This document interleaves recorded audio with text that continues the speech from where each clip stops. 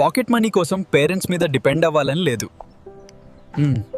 Test ట్రైన్తో skills improve చేసుకుంటూ earn కూడా చేస్తున్నా.